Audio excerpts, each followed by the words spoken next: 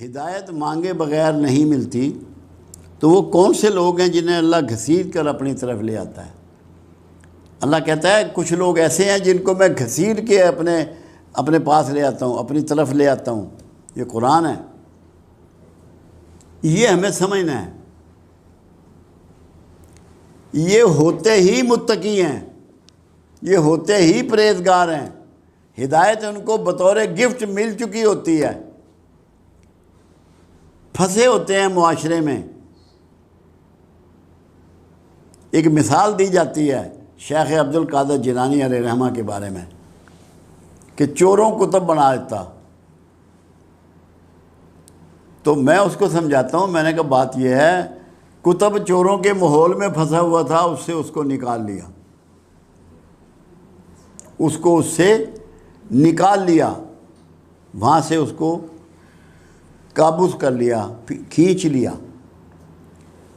تو بہت سے لوگ ایسے ہوتے ہیں فطرتاً نیک ہوتے ہیں، فطرتاً پرہیزگار ہوتے ہیں،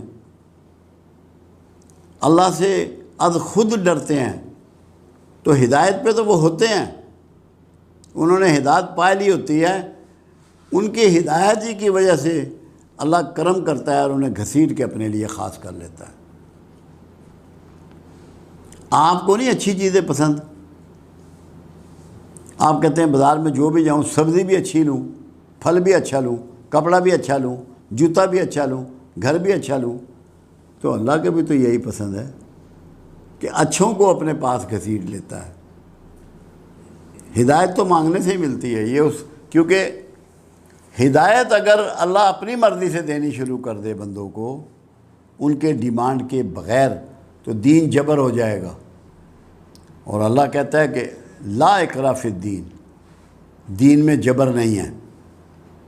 اس لیے اللہ آپ سے ہدایت منگواتا ہے۔ نماز میں بھی آپ دن میں 17 مرتبہ کم سے کم کہتے ہیں کہ ہمیں ہدایت عطا فرما، مانگتے ہیں۔ مگر جو زندگی میں مانگنے کے ساتھ ساتھ کوئی کام کر رہے ہیں، کوئی ایکٹ کر رہے ہیں جو اللہ کو پسند ہیں کام، تو اللہ پھر ان کو اپنے قریب کر لیتا ہے۔ قریب کرنے کا ان کو یعنی کہ اپنے مقربین میں شامل کرتا ہے، وہ اللہ کے مقرب بھی ہو جاتے ہیں، اللہ کے انعام یافتہ ہو جاتے ہیں۔ وہ لوگ ہیں جن کی پریکٹس ہی بہتری کی ہوتی ہے ساری زندگی میں، کامیاب لوگ ان کو اللہ گھسیٹ کے اپنے قریب کر لیتا ہے، کیونکہ ہدایت ان کو آلریڈی نصیب ہوئی بھی ہوتی ہے۔ یہ سارے جتنے بڑے بڑے صوفی ہیں، اللہ والے ہیں، یہ سارے مطلب میں تو سمجھتا ہوں اسی قطار میں کھڑے ہوتے ہیں۔